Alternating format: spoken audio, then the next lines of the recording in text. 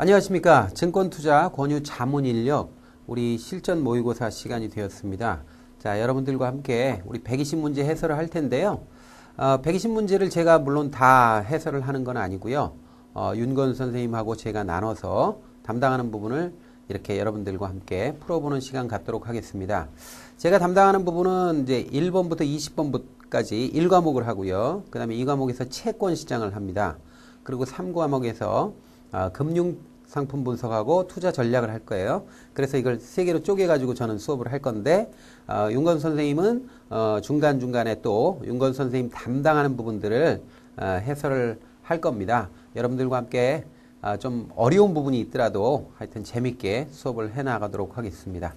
자, 일단 이번 시간에 이제 1회 실전 모의고사 1번부터 문제를 풀 텐데요. 1번부터 20번까지는 모두 뭐냐면 우리 1과목에 해당합니다. 1과목은 경기 분석이 있고요. 그 다음에 기본적 분석이 있고 기술적 분석이 있습니다. 뭐 여러분들 아시겠지만 경기 분석은 전체적으로 8문제 나오고요. 기본적 분석은 7문제 나오고요. 기술적 분석은 5문제 나옵니다. 사실 이렇게 조각조각 잘라서 수업할 수도 있지만 이게 이제 문항수가 많은 건 아니기 때문에 그냥 20문항을 한꺼번에 해설하는 시간 갖도록 하겠습니다. 자, 1번부터 한번 문제 보죠. 자, 1번. 다음 중 국제수지에 대한 설명으로 잘못된 것은 이렇게 돼 있죠. 자, 국제수지가 일단 구성이 어떻게 돼 있죠? 가장 중요한 게 국제수지의 구성은 일단은 경상수지라는 게 있죠. 경상수지가 있고 자본금융계정이 있어요. 자본계정하고 금융계정. 그래서 이렇게 두 가지로 돼 있는데 사실 중요한 건 경상수지가 압도적으로 중요합니다. 그래서 경상수지 안에는 상품수지, 서비스수지, 그 다음에 본원소득수지, 이전소득수지 이렇게 있어요. 그래서 상, 서, 본, 이 해서 여기 세부 항목들이 있는데 사실 우리가 실무적으로 가장 중요한 거는 이제 수출이나 수입 같은 것에 해당되는 이 상품수지가 가장 중요합니다. 그 다음에 서비스수지도 운수, 보험, 여행, 이런 거 있죠? 이런 것들이 이제 서비스수지를 구성하고 있죠. 그 다음에 본원소득수지는 우리나라 노동자들이 받는 봉급 같은 거 있죠? 급료라든지 이런 것들, 그 다음에 투자소득 이런 것들, 그러니까 급료 같은 것들이 여기 들어가 있죠. 이전소득 수지는 대표적인 게 이제 기러기 아빠들이 아이들 외국에 유학시켜놓고 이렇게 송금 보내죠. 이런 것들이 이전소득 수지입니다.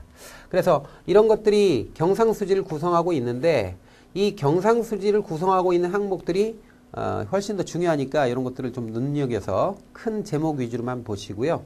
그 다음에 자본금융계정이라는 것이 어떻게 구성되어 있는지 그것들만 한번 생각해 보시면 되는데 좀 특이할 게 우리가 준비자산 증감이라는 계정이 그 이전에 있었습니다. 이렇게 구성되기 전에는 바로 몇 년 전만 해도 경자, 준호 이렇게 돼 있었어요. 그래서 경상수지, 자본수지, 준비자산 증감, 오차민 누락 이렇게 돼 있었는데 여기서 이제 준비자산이 여기 금융계정에 포함되게 되었습니다.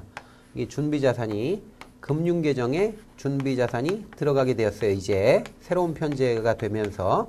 그래서 요건 좀 주의할 필요가 있다라는 거고 그에 대한 경각심을 주는 차원에서 이 문제가 이제 만들어진 거죠. 자, 일단 잘못된 것을 고르는 겁니다. 1번 경상수지는 상품, 서비스, 본원소득수지, 이전소득수지로 구성된다. 맞죠? 그래서 상품, 상서, 본이 이렇게 구성됩니다. 그 다음에 이전소득수지는 개인송금 이런 것들이 있습니다. 맞습니다. 그 다음에 3번 자본금융계정은 자본계정하고 금융계정으로 구성되죠. 당연하죠. 4번 준비자산은 자본계정으로 분류가 변경되었다. 자본계정이 아니고 금융계정으로 들어갔습니다. 그래서 4번이 답이 되는 겁니다. 주의하시기 바랍니다. 2번 보죠.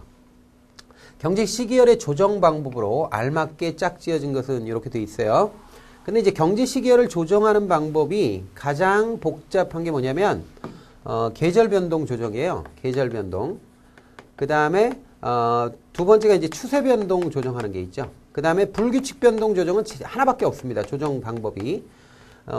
일단 계절 조정 방법은 5가지나 돼요. 그래서 여기 있는 전년 동기 대비 증감률이라는 게 있죠. 그 전년 동기 대비 증감률, 이동평균법, 단순평균법, X11 아리마, X12 아리마 이런 것들이 들어가고요. 그 다음에 추세변동 조정하는 방법에는 여기 나와야지만 최소자승법, 그 다음에 60개월 이상의 장기 이동평균법 이런 것들이 들어가고요.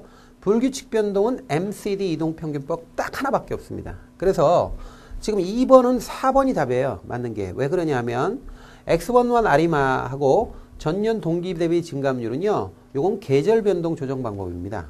그리고 최소 자승법은요. 추세 변동 조정 방법이에요. 그래서 1, 2, 3번이 다 틀립니다. 그리고 4번만 맞는 것이에요. 이거는 여러분들이 꼭 해당 부분을 꼭 확인하셔서 그래서 전체적으로 여러분들이 머릿속에 담아놔야 돼요. 다시 한번 말씀드릴게요. 계절 변동은 대표적인 게 전년 동기 대비 증감률, 그 다음에 단순 평균법, 이동 평균법, X11 아리마, X12 아리마가 있습니다. 그 다음에요. 추세 변동의 두 가지가 있는데 여기 나와 있는 최소 자승법, 60개월 이상 장기 이동 평균법이 있습니다. 그리고 불규칙 변동 조정하는 방법은 여기 나온 딱 하나입니다. MCD 이동 평균법입니다. 그래서 2번은 답이 4번이 되는 겁니다. 3번 보겠습니다. 우리나라 경기 순환의 특징에 대한 설명으로 거리가 먼 것을 고르는데요. 자, 1번 보죠. 경기 순환의 특징으로는 지속성, 변동성, 공행성 뭐 이런 것들이 있습니다. 당연히 지속되고 일정 기간 지속되는 성격, 그 다음에 어떤 특정 시점이 되면 변하죠. 변동성. 그리고 지수들이 뭐 한꺼번에 변하는 성격이 있습니다. 이걸 경기 공행성이라고 합니다. 그래서 경기 순환의 특징으로 세 가지를 드는 거 맞습니다. 그 다음에요. 2번 전기간을 거쳐 가장 큰 영향을 미친 요인은 자본시장의 개방이다. 아니에요. 자본시장 개방은요. 우리가 98년 외환 위기 이후에 본격적으로 개방한 거고요. 우리나라가 경제개발을 시작한 이후로 지금까지 가장 큰 영향을 미친 것은 약간 좀 비슷비슷한데 약간 좀 우월한 게 건설시장이에요. 건설 경기고 두 번째가 해외 요인, 즉 수출입니다. 자본시장 개방이 아니에요. 그래서 2번이 답입니다. 3번 통화는 대체로 경기를 안정시키는 방향으로 운용되고요. 4번 농업생산은 총생산에서 차지하는 비중이 감소하였으며 경기순환에 미치는 영향이 미미하다. 맞죠? 우리나라는 농업국가가 아니잖아요. 이제는. 우리나라가 해방 후나 아니면 6.25 전쟁 이후에는 절대 다수의 국민들이 농업에 종사하고 있었습니다. 그러나 지금은 농업이 전체 산업에서 미치는 그 비중이 굉장히 줄어들고 있지 않습니까? 그걸 얘기하는 거죠. 자, 그래서 3번 문제 봤고요. 4번 보겠습니다. 자, 다음 중 시계열 분해 작업에 대한 내용으로 잘못된 것입니다. 1번 연간 데이터에 의한 시계열 분석은 확률적 교란 요인의 작용이 적지요. 연간 데이터를 전체 연간 데이터를 가지고 하면 맞고요. 2번 분기별 데이터에 의한 시계열 분석에는 시계열의 분해 조정 작업이 필요합니다. 그래서 분기별로 할 때는 계절적인 측면 이런 것들을 감안해야죠. 그래서 시계열 분해 조정 작업을 해야죠.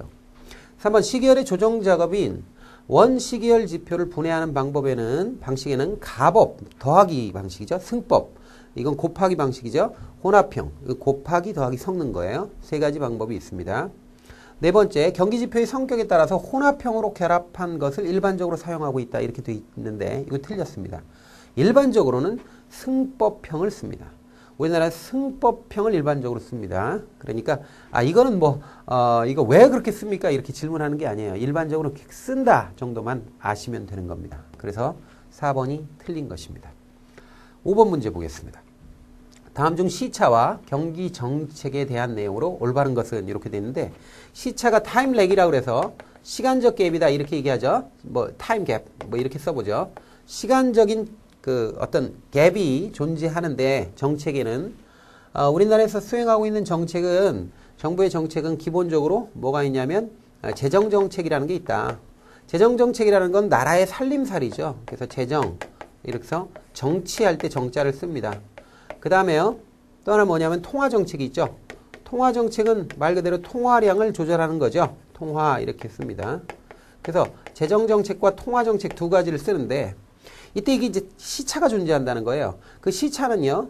내부 시차라는 게 있죠. 그래서 문제를 인식하고 그 정책을 세울 때까지가 내부 시차고요. 그 다음에 정책을 수행해서 실행해가지고 효과가 나기까지를 외부 시차라고 합니다. 그런데 이 내부 시차와 외부 시차가 재정정책과 통화정책에 좀 다르게 작용합니다. 그래서 재정정책은 내부 시차는 굉장히 길다. 그러나 외부 시차는 짧다라고 하는 거죠. 자, 그런데 통화정책은 금통위 회의를 한 달에 한 번씩 하죠. 두 번째 목요일날 하는데 1시간 회의하면 끝나요. 그러니까 정책의 방향이 결정되기 때문에 내부 시차는 대단히 짧습니다. 통화정책의 내부시 짧은데 이것이 막상 시장에서 효과를 보기까지 그 기간은 깁니다. 상대적으로. 그래서 여러분들이 이 내용은 꼭 기억을 하셔야 돼요. 자, 그러면 시차와 경기정책에 대한 내용으로 올바른 것은 잘 보시면 여기하고 부합하는 것, 제가 지금 설명드린 것과 부합하는 지문은 딱 1번밖에 없습니다. 나머지는 다 틀려요. 그러니까 여러분들 뭐 나머지 틀린 거니까 여러분들이 요거 제가 설명드린 내용과 대조해 보시면 되겠습니다.